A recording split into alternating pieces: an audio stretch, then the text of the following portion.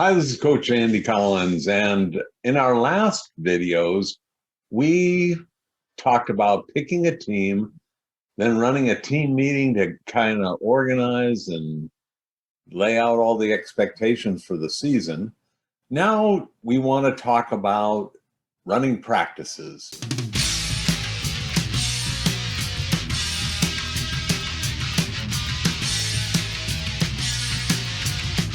One of the first things you want to do is make sure that your practices are planned out so that you don't waste time. Just because you had a 2 and 3 hour practice when you were a kid doesn't mean you have to bore your kids with that. So you can tighten things up and run them more efficiently by planning it out. A good rule of thumb is to run the practices in such a way that you give different things to do and keep the groups moving at 1 minute per every age the kid is. So if the kids are 5 years old, every 5 minutes you've got them doing something else. It works at 15, you can run 15-minute sections of what you're doing. The other thing you want to concentrate on is fundamentals. You want to make sure that you're working on throwing, catching, and hitting. Baseball really is a simple game. You throw the ball, you hit the ball, you catch the ball. When I talked to John Wooden, who had won 10 national titles in basketball, he said 2/3 of his practices with some of the best athletes in the country were spent on dribbling, passing, and shooting, which are the fundamentals of their game.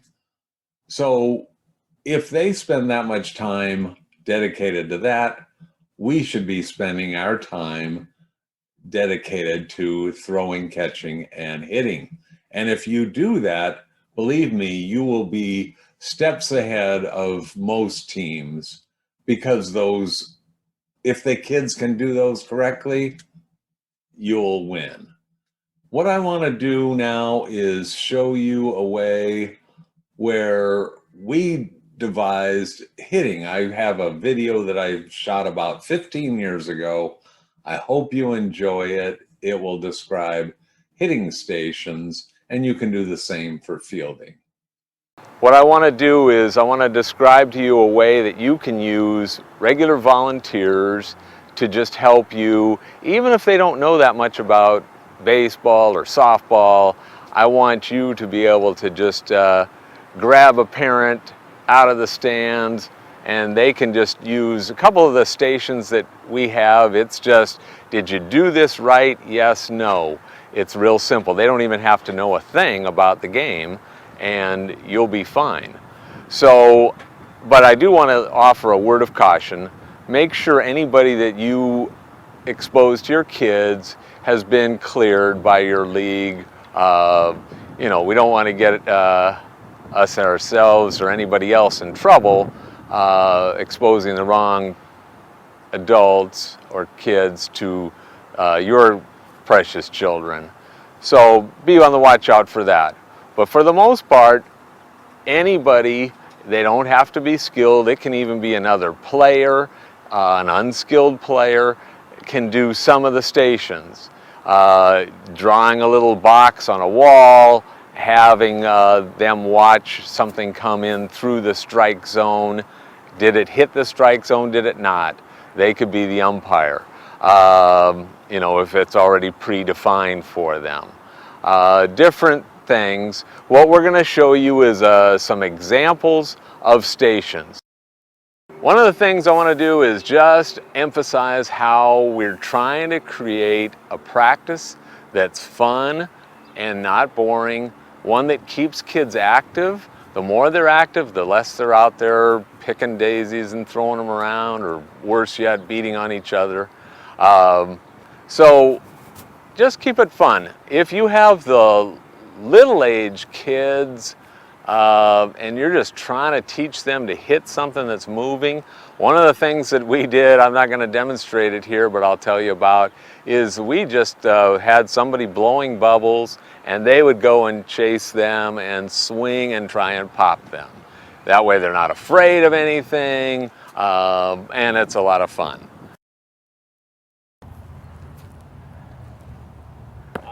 Pretty standard baseball practice you see just about at any park around the country. So now, what do we got? We got even kids in the outfield just kind of goofing off. Yeah. So how many swings do you get in a regular practice this way? We want to try and show you a technique where you can get 3, 4, 5, 8 times the number of practices or swings in, and the kids won't be bored. They won't be standing around. Okay, we just saw how a boring practice would be, how you don't get as many swings in. Let's try another approach. Behind me, we've got at least 8 hitting stations, so you can get 8 times the number of kids hitting, and plus, most of them are hitting in a more compact way. They'll get a lot more swings. We're going to be emphasizing certain aspects. We want to emphasize things that improve their vision. We want to emphasize things that improve their power or their techniques. So let's come on down the line and let's just go through these. A simple technique is just trying to bunt. All we want to do is see the ball, hit the bat. Watch the ball, see if you can see what letter of the bat that the ball is dropping on. The next drill we do, we just work on a simple tee. The reason we use a tee is so that people can make sure their swings are perfect. If they can't hit perfectly on a tee with a ball not moving, they can't hit a ball that is moving and moving fast. Over here, what we've got going on is we've got someone using one of the products that have small bats on a small ball. Over here we have another drill. This one actually can be done without coaching because it's battery powered. We use the golf ball wiffles again, but he uses his regular bat. If he really wants to get good, he can even use the GroBat. And then we just keep concentrating on hitting the balls from there. I'm just about ready to get hit, so I'm going to move out of the way. This is a real simple drill. We just draw a line on where we want the kid to hit. In this team, we want the kid to bat slightly up, hit it into the outfield. So he's just following the line. A dad or somebody can just sit and tell him whether he's made it, hitting it into the hitting zone. Even another kid could even say, did you follow the line? Did you not follow the line? Make sure that's reinforced by having a line, and this can be a station for you.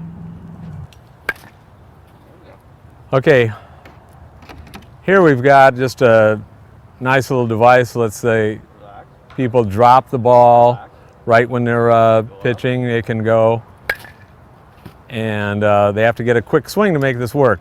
The coach doesn't have to do a lot of work picking up balls and stuff, because then all we're doing is picking them up with the squeezers.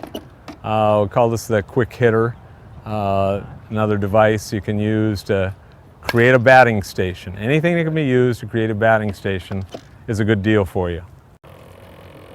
Okay, so what we want to do with this drill is we want to really get them concentrating on real small, and they're just using a little WebGlove to try and see the ball into, and if you notice, we even have a kid doing the pitching. There's nothing special. She doesn't even have to be a pitcher. Okay, we have another device, and we're just trying to see if they hopefully aren't rolling their wrists. So they just go in live pitching, and if you hit it flat, it's going to go nice. If she rolls her wrist, it's going to not give her the response she wants. I hope you enjoyed that, and it gave you lots of ideas on what you can do to keep kids moving, having fun, doing their thing at the same time they're learning the fundamentals of throwing, catching, and hitting. Those were taken from 2 videos that I did, one for baseball, one for softball, and cut out some of the clips from them. If you want the full videos, I have them linked down in the description below. And you can get the ones on coaching for the hitting, but you can also, there's another one for both baseball and softball that you can get on the fielding side of things and how to teach the fundamentals. So in every practice after games start, you should have some point where you do a game review or you work on the things that you saw in a game that needs improving. So in our next video, we're going to be talking about managing a game itself. But for this one, just remind yourself to throw in a little bit of practice on the things that maybe you didn't do so well or things you want to improve on. If you like this video, if you want to comment below, please hit the like button. Subscribe to my channel where we'll come out with more coaching videos. We also have hitting videos, and we talk about training tools that, as you saw in the video, that we use during practice. See you next time.